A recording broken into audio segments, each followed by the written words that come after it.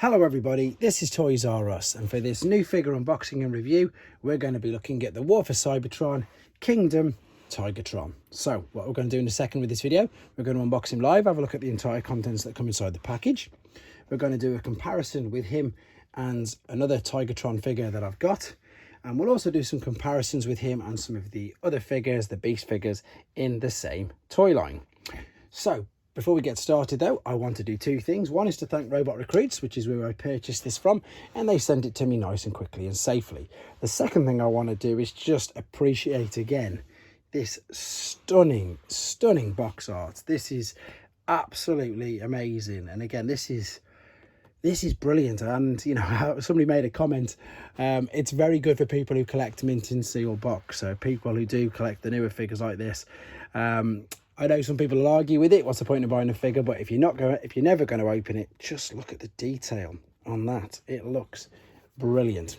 And it is a Voyager class figure, so you can see it is quite big. Sorry for that reflection that keeps coming back off the light. There is, of course, the main Kingdom artwork. And if we spin it round, we can see that it's going to take 23 steps to transform him. Right, let's have a look inside here then. And for those of you who are new to the channel, I've been saying for quite a while now, since the Kingdom line, that I'm really impressed with these Beast figures. I didn't have any of the Beast Wars original figures and things like that. The only ones that I did actually own were ones that were BotCon exclusives. So this has been really interesting for me and quite enjoyable, because I think the transformations on them are really good. And overall, yeah, I've just been really impressed by them. So we've got, of course, the standard instructions we'd expect to see. We've got the green writing on it. There is Tigertron. Yes, there is quite a bit, let's not lie, of wasted space down there, especially as there's nothing behind him, because as you can see, that his tail is there and his gut gun is there. What we do have, and we'll have a quick look at it, oh, that looks like it's Unicron, is this card. Can I slide it out? No, it's completely stuck in. I'm going to take this out though, because I've never seen this particular one. So let's open it up and let's have a look. So it's Unicron, and then behind, yeah, there we go. So there he is in planet mode, and of course there he is in robot mode. Result, not got that one.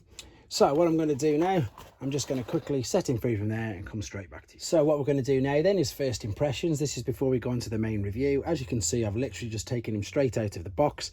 And again, he's impressive. He looks really good. I like the detail there on the front. The head sculpt is really good. You've got the slight yellowing on the head, which is completely intentional, because that's supposed to resemble, and basically, I suppose, exactly like what real white tigers are in real life. They have a slight yellowing on some parts of it. So yeah, there's the legs obviously on the back. With regards to articulation, I don't really do too much on the newer figures, because it's exactly what you'd expect. You've got head rotation, you've even got a rock.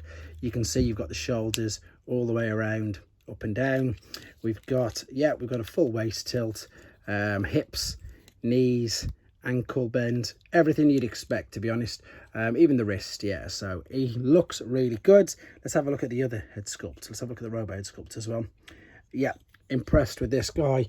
Ironically and weirdly enough, in the UK, we got this guy only recently. Obviously, this is my review on him, and we actually got the mutant Tigertron before him. So I've had a little bit of experience with this figure.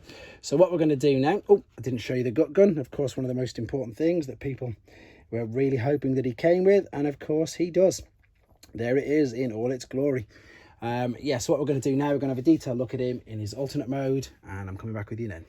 Okay, so he's in his alternate mode, and the transformation process will be in a separate video. So let's have a quick look at him. And I think this is what I really like about these, I suppose, Beast Wars figures, is, again, there's so much articulation when in their alternate modes. So you can see you've got literally articulation at every single knee bend, at every single ankle mode, and even what I suppose you would class as the top of the hips or the top of the leg on all four limbs, as well as the fact that you can open and close the jaw and the head. To be honest, that's the only thing that really won't move, but that's due to the fact that it's all clicked into place.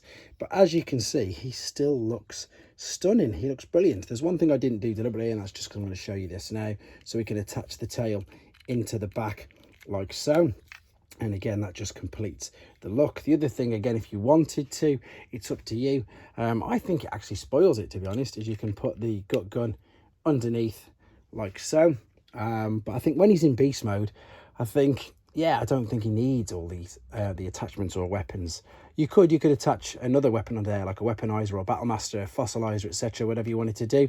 But I think when he's in his beast mode, that's just my opinion, obviously, that he's left best just in a beast mode. Now, I did mention that he is a Voyager class figure, so just to sort of prove, I suppose, how big he is compared to Cheetor, because although he's obviously a different size, the transformation process and the molds are quite similar. So this is the normal, let's get him to stand up. This is the normal Kingdom Cheetor, so you can see he's much taller and a little bit longer. If I turn him this way around and bring them closer, you can see straight away the size difference. Yeah, he'd fit on his back easily. So, but yeah, look, what a great alternate mode. And the yellow doesn't make it worse. It makes it look a lot better because it's blended in. It's not sticking straight out. It's not bright yellow. It's a bit creamy. It's a bit, again, designed to make it look the realistic. So there we go. We're going to come back now. He's going to be in his robot mode for the final time, and we'll do some more comparisons and round everything up. So here we are back for the final time in his robot mode, and this is the way I'm going to be displaying him. And I've managed to, I say, transform him properly. So I've folded all the ankles up and everything just to keep some of them out of the way, because when you take him out of the box, the legs are just hanging down. What we can also do now is attach some of the weapons. So we've had a look at the gut gun, obviously. This can go, of course, in his fist, like so, whichever one you wanted to. He's very posable with the fact that he's got the double bicep bit there. And, of course, you can use the tail like that. And, yeah, pose him up. And, again, I just like that yellow tinge. It gives it a good little edge to it. Right, let's have a quick look at some other figures then. So this is the Golden Disc mutant version of exactly the same figure, just with a much wackier colour scheme. You've got the normal sort of tiger colour scheme rather than the white one. And yep, he looks really good. Then we've got Shadow Panther, who is a deluxe figure from the same toy line. And again, this is where you can tell, you know, the size difference. He really is quite a bit bigger. And then I've also got Covert Agent Ravage, or Special Agent Ravage, again a deluxe size figure, and they look good together. They do look really good together, but I suppose the most important part of this is just to show you that there is quite a bit of size difference, because there is a price point difference. Obviously, he is a Voyager class figure and he is quite a bit bigger still. And there's, of course, his deluxe Cheetor as well, just fitting in. But overall, again, impressed with this figure. There's nothing more really to say about him, apart from it's just such a shame it took so long for him to make his way out and into the UK, etc. I've seen him everywhere else around the world, but the good news is we are starting to see them all now. And if this helps you with your decision, if you wanted to get one for yourself, then I hope it has, because I would definitely recommend him. He looks really good. He displays really well. And overall, he's a good figure. So thank you for watching this. Keep your other ideas and suggestions coming forward on videos you want to see. And of course, please take care. Thanks for watching. Like and comment. And don't forget to subscribe.